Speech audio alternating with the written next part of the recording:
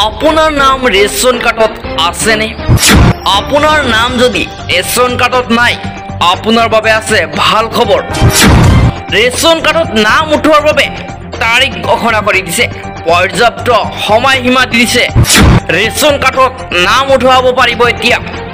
হয়, এইটো ভিডিঅ'ত আমি বিস্তাৰিত জনাম ৰেচন কাৰ্ডত নাম উঠোৱাৰ সময়সীমা আৰু কেনেকৈ উঠাব ৰেচন কাৰ্ডত নাম।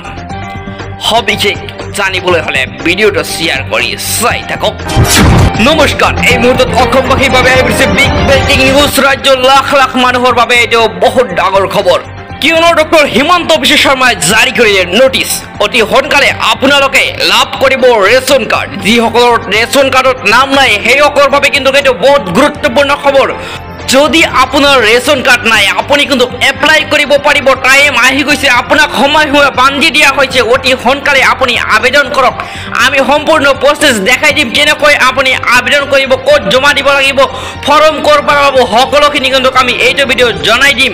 তেনেহ'লে ডক্টৰ হিমন্ত বিশ্ব শৰ্মাই যিটো নটিচ জাৰি কৰিছে, সেইটো নটিচ আপোনাক পঢ়ি শুনাই আছোঁ।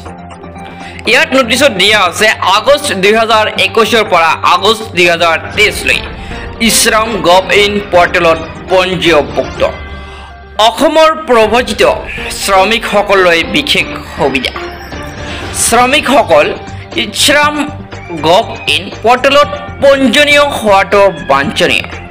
নতুন ৰেচন কাৰ্ড লাভ অথবা ৰেচন কাৰ্ডত নাম অন্তৰ্ভুক্ত কৰাৰ বাবে প্ৰপত্ৰ ফৰ্ম চি সংগ্ৰহ তথা সম্পূৰ্ণ তথ্যসহ প্ৰপত্ৰ ফৰ্ম চি পূৰণ কৰি জমা দিয়াটো প্ৰয়োজনীয়। আবেদনকাৰী পৰিয়ালৰ বাৰ্ষিক আয় 4 লাখ টকাতকৈ কম হোৱাটো বাধ্যতামূলক।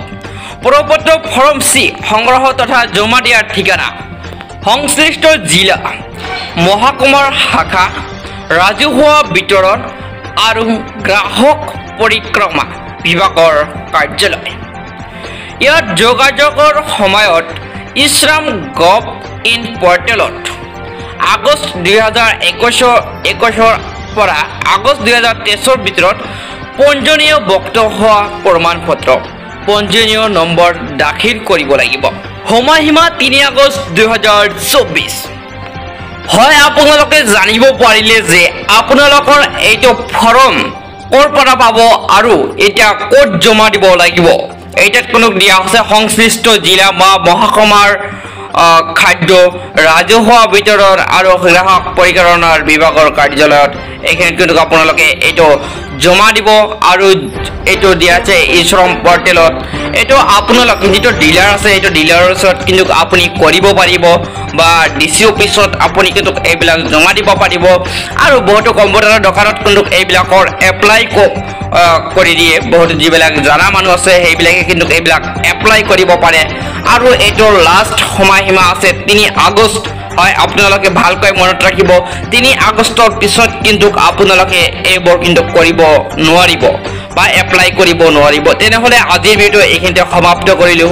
Thank you. জয় আই অসম।